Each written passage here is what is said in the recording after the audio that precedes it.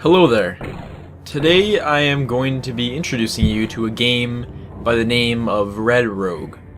Red Rogue is actually a free game, available for PC, Mac, Linux, and even in your browser. It's completely open source as well, and the majority of that is probably due to it being a Flash game, although don't let that turn you off. Please don't let that turn you off, because not all Flash games are bad. That's kind of a stigma that is not accurate and shouldn't be spread anymore, because there are plenty of Flash games that are excellent. Despite its pixelated graphics, this game does not look bad at all. It's got a cool monochrome style with the occasional red thrown in for blood and other cool effects, little runes on the walls and such. But basically it's just the grayscale and then red. It's stylized, but I think in my personal opinion at least, it looks pretty nice. Now, the game presents itself as a very simple game. It involves arrow key movement. Just running into any opponent you see will automatically have them attack you, and you attack them, in a very traditional roguelike style. But this roguelike is a 2D sort of mix between a roguelike and a platformer. Now, the only other key the game actually presents you with at first is the spacebar to open up a menu. It'll pause the game and open up a menu, and that is actually all you really need to play the game if you want, although you can bind actions to keys later on. The game presents itself as simple again, like I said, but in the end, it's actually really a complex game. There are plenty of actions you can do, disarming traps, searching the world, and then there is all kinds of items that you can collect, from armor to weapons to hearts that you can eat for health, and various runes that can enchant weapons and can be eaten, etc.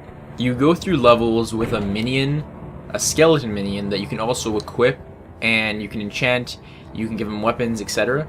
So it's kind of almost party based. All these levels that you go through are procedurally generated in roguelike style, just as you would expect. There's actually two different modes that you can play in. The first being a traditional roguelike style, where things in the world will only move when you either move or do an action. So it's kind of pseudo turn-based. And then you have the second way of playing, which is the action style, where everything will just move on its own and it will come attack you if you're staying in place. And I believe the game was kind of built around the second style, the action style, but the creator, I'm sure, really wanted to cater to both the new audiences that prefer action style games and older audiences, hardcore roguelike fans that want that pure roguelike experience. So it has both for you. I'm personally playing it in the action mode right now, but I'm sure both are enjoyable and don't have that much of an effect on the actual game. Anyway, the game has a lot of character, is a lot of fun, and I'm not going to extend this video any longer, as almost anyone watching this video right now can go play this thing for themselves. It can be available on all operating systems, and even if you can't download for some reason, it can be played in a browser. For a free game and for a browser game, this is incredible, and I'd recommend it to anyone needing a good roguelike experience without spending any money.